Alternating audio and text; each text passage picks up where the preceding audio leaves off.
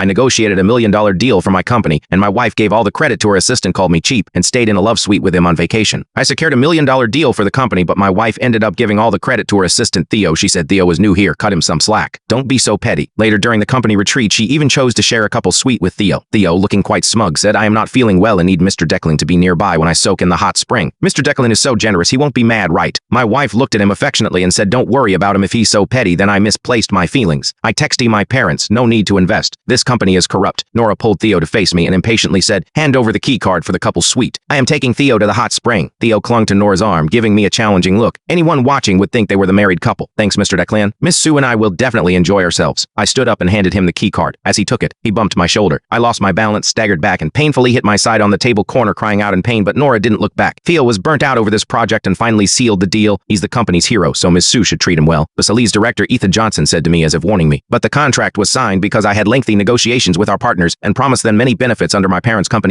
name. Only then did they agree. Theo, on the other hand, was just serving tea and water. How did he become the hero? Even the TET director, Logan Carter, backed Theo. Yeah, he's been exhausted these days and needs a rest. Mr. Declan, don't disturb him. Prepare some good food for him tonight. Seeing everyone side with Theo left me cold-hearted. When Theo first joined the company, they were all on my side. I lost my appetite and returned to my room just as I got back. Nora called. Theo has a headache. Quickly, go buy him some medicine. You have 5 minutes to bring it to our room. I replied icily, I am not going. Nora got angry. If it weren't for you stirring up trouble during the day, Theo wouldn't be so upset with a headache. Just buy the medicine and consider it an apology, or else I hung up the phone and lay down to sleep. Nora and I married as soon as we were of legal age. We grew up together. She gave up better schools for me just to stay together, she said. I want to be with Declan Chen my whole life, never apart. We were inseparable for half our lives. Every first of mine was with her. Our relationship was natural, no confession, just a proposal. During the proposal at my favorite beach, she handed over all her assets to me, even wanting to transfer her family shares. She left nothing for herself. Declan Chen, what's mine is yours. We were one, never to part. But shortly after the proposal, Nora's family went bankrupt. I secretly paid her tuition fees. She became sensitive, less patient with me, easily irritated, and lashed out at me. Then she met Theo and spent most of her time with him. They dined and traveled together, leaving no place for me. We had planned to start a business after graduation, but she ignored my wishes and made Theo her assistant. I thought as we fought for the company she would recall our synergy, but now she's already forgotten me. The retreat was planned here because a month ago she casually mentioned celebrating here if we sealed the deal, but now it has Theo sharing a hot spring with her. Tears flowed down to the pillow as I removed the ring from my finger and tossed it in the trash. When I woke up, it was already evening. I had planned to have barbecue at night. When I got to the barbecue area on the lawn, my colleagues had already started. The only seat left was by Nora, so I had to sit there.